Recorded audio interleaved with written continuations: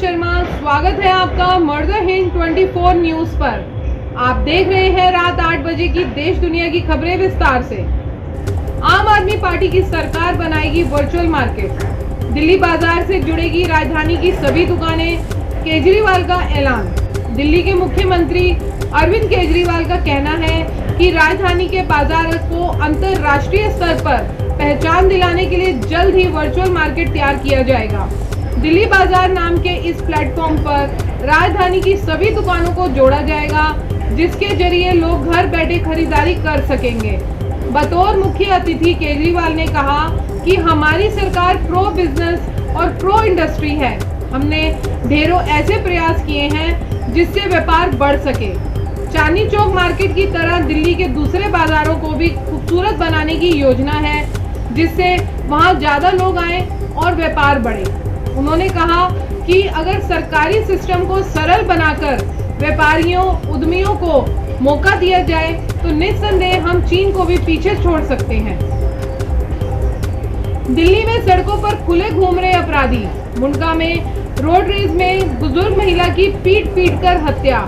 बाहरी दिल्ली के मुंडका इलाके में दो सगे भाइयों ने शनिवार रात रोड रेस के दौरान कथित तौर पर एक बुजुर्ग महिला की पीट कर हत्या कर दी।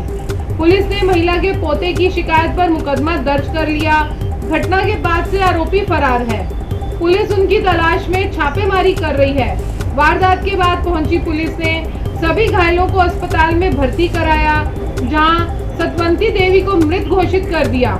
नीलम और हर्ष को इलाज के बाद शनिवार को छुट्टी दे दी गई। पुलिस ने प्रिंस की शिकायत पर एफआईआर दर्ज कर ली। अभी तक की जांच में सामने आया है कि हमलावर सगे भाई हैं और मुंडका गांव के रहने वाले हैं। एएसआई उमेश दलाल की देखरेख में गठित टीम इनकी तलाश में छापेमारी कर रही है। पुलिस ने रविवार को शव को पोस्टमार्टम के बाद परिजनों को सौंप दिया। दहेज के केसों में दोष सिद्धि 1% से भी कम। दिल्ली में 2.5 साल में 5 मामलों में आरोप साबित, 1200 आरोपी बरी। दिल्ली में दहेज उत्पीड़न के मामलों में आरोपियों की दोष सिद्धि 1% से भी कम है।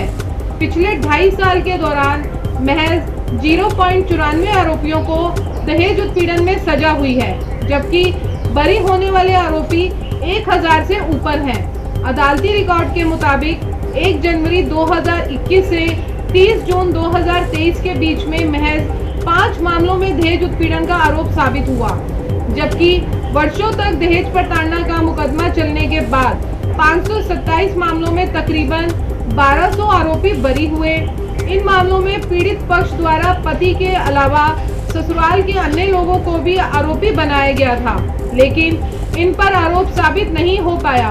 वहीं जिन 5 मामलों में आरोप साबित हुआ, उनमें ससुराल पक्ष के 11 लोगों को सजा हुई। अधिकांश मामलों में पीड़िता द्वारा खुद बयान से पलटने की बात भी सामने आई। अदालत ने माना कि पुख्ता आधार न मिलने की वजह से दहेज उत्पीड़न के मामलों में आरोपियों को बरी करने के अलावा कोई अन्य विकल्प नहीं होता। दिल्ली में कार पार्किंग की टेंशन होगी दूर। राजधानी में 60 नई सरफेस पार्किंग शुरू करेगी एमसीडी। राजधानी दिल्ली में पार्किंग की समस्या को खत्म करने के लिए दिल्ली नगर निगम ने नीति बनाई है। इसके मद्देनजर निगम 60 सरफेस पार्किंग शुरू करेगा। यह सुविधा 1 से 2 माह में शुरू हो जाएगी। निगम के सभी जोन में लोगों को अतिरिक्त पार्किंग की सुविधा मिल सकेगी। निगम के नजफगढ़, नरेला, रोहिणी, शाहदरा उत्तर, शाहदरा दक्षिण, मध्य, सिविल लाइन, सिटी सदर पहाड़गंज, करोल बाग, केशवपुरम और पश्चिमी जोन में सरफेस पार्किंग के लिए टेंडर प्रक्रिया भी शुरू हो गई। कई जगहों को भी चिन्हित कर लिया गया। सभी पार्किंग के लिए टेंडर प्रक्रिया भी जल्द पूरी होगी। नई सरफेस पार्किंग में 40 से अधिक वाहनों के खड़े किया जा सकेगा। इन सभी पार्किंग के शुरू होने से 2000 से अधिक वाहनों को पार्क किया जा सकेगा। नोएडा प्राधिकरण के 1-2 अफसर नहीं, पूरा तंत्र ही भ्रष्टाचार में डूबा। सुप्रीम कोर्ट ने कहा कि नोएडा प्राधिकरण के 1-2 अधिकारी नहीं, पूरा तंत्र ही भ्रष्टाचार में डूबा है। मुआवजा वितरण में हुए फर्जीवाड़े की जांच यूपी सरकार द्वारा ना कराए जाने पर भी कोर्ट ने नाराजगी जताई। जस्टिस सूर्यकांत और जस्टिस दीपांकर दत्ता की बेंच ने कहा कि हमारे विचार में ये प्राधिकरण के 1 या 2 अधिकारियों के कहने पर नहीं किया जा सकता। प्रथम दृष्टया संपूर्ण नोएडा सेटअप इसमें शामिल होता प्रतीत हो रहा है। शीर्ष अदालत इस मामले में एक विशेष अनुमति याचिका पर सुनवाई कर रही है। आरोप है कि भूमि मालिकों को गलत तरीके से करोड़ों का मुआवजा दे दिया गया। इस प्रकरण में FIR भी दर्ज हुई, लेकिन नोएडा प्राधिकरण के अधिकारियों के खिलाफ कोई जांच नहीं की गई। अब बात करते हैं दिल्ली वासी ध्यान दें, यमुना में मूर्ति विसर्जन पर रोक, नियम तोड़ा तो लगेगा भारी जुर्माना। राष्ट्रीय राजधानी दिल्ली में इस साल भी यमुना नदी और जलाशयों में मूर्ति विसर्जन करने पर रोक रहेगी। आने वाले त्योहारी सीजन को देखते हुए दिल्ली प्रदूषण नियंत्रण समिति ने इस बारे में दिशा निर्देश जारी किए। गौरतलब है कि दिल्ली में यमुना नदी में ही मूर्तियों का विसर्जन किया जाता है।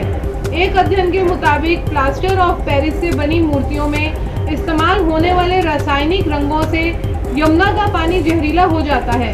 यही वजह है कि दिल्ली प्रदूषण नियंत्रण समिति ने इस साल यमुना और जलाशयों में मूर्तियों के विसर्जन पर रोक लगा दी। DPCC ने पिछले साल भी यमुना और जलाशयों में मूर्तियों के विसर्जन पर रोक लगाई थी।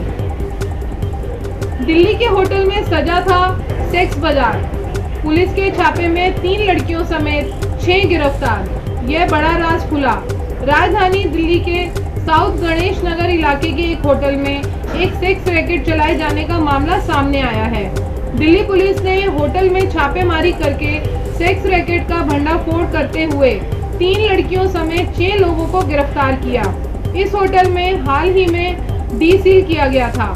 DCP ईस्ट अमृता गुगलोत के अनुसार 15 सितंबर को गुप्त सूचना पर कार्रवाई करते हुए थाना मंडावली की टीम द्वारा साउथ गणेश नगर के RK रेजिडेंसी होटल में अनैतिक तस्करी अधिनियम के तहत छापेमारी की गई, जहां 3 महिलाओं और 3 पुरुषों सहित कुल 6 लोग वेश्यावृत्ति में शामिल पाए गए। DCP ने कहा कि गिरफ्तार किए गए आरोपियों की पहचान प्रदीप कुमार दीवान और कुणाल के रूप में हुई है। इनके साथ ही 3 महिलाओं को भी पकड़ा गया। केजरीवाल मॉडल पर अमेरिका में चर्चा। गदगद आम आदमी पार्टी ने एक्स पर खुशी शेयर कर यही कहा, अरविंद केजरीवाल मॉडल की अमेरिका में चर्चा होगी। दरअसल आम आदमी पार्टी के नेता दुर्गेश पाठक US में अरविंद केजरीवाल शासन के मॉडल पर ग्लोबल समिट संबोधन देंगे। पार्टी ने रविवार को इस बात की जानकारी दी। आम आदमी पार्टी ने यह भी जानकारी दी कि 85 देशों के प्रतिनिधि इस समिट में हिस्सा लेंगे। आम आदमी पार्टी ने एक्स पर लिखा, दुनिया के मंच पर एक बार फिर अरविंद केजरीवाल की धूम मचेगी। US में ग्लोबल समिट में आप विधायक दुर्गेश पाठक केजरीवाल मॉडल ऑफ गवर्नेंस के बारे में बताएंगे। ग्लोबल समिट में 85 देशों के प्रतिनिधि शामिल होंगे। देश को मुख्यमंत्री अरविंद केजरीवाल का मॉडल गौरवान्वित कर रहा है। हमारी सत्यनिष्ठा पर निर्भर करता है कानूनी पेशे का भविष्य। CJI चंद्रचूड़। भारत के प्रधान न्यायाधीश धनंजय यशवंत चंद्रचूड़ ने रविवार को कहा कि कानूनी पेशे का भविष्य इस बात पर निर्भर करेगा कि इससे जुड़े लोग अपनी सत्यनिष्ठा बरकरार रखते हैं या नहीं। प्रधान न्यायाधीश ने कहा कि सत्यनिष्ठा और ईमानदारी कानूनी पेशे का मूल है और इसका फलना फूलना अथवा नष्ट हो जाना इससे जुड़े लोगों के व्यवहार पर निर्भर करता है।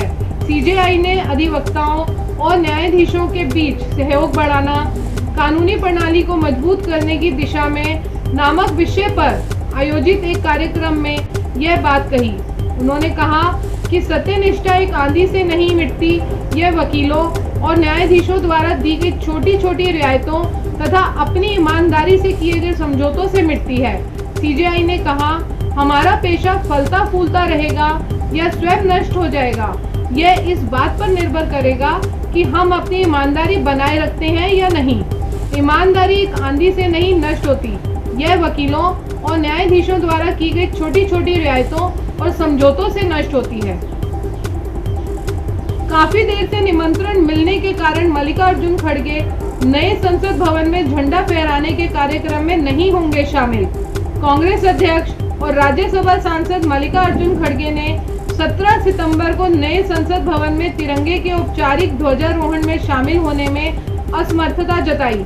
यह निर्णय नवगठित कांग्रेस कार्य समिति की निर्धारित बैठक के कारण है। सप्ताह में हैदराबाद में हो रहा है। राज्यसभा महासचिव प्रमोद चंद्र मोदी को संबोधित एक पत्र में खड़गे ने कहा कि निमंत्रण उनके पास काफी देर से पहुंचा था।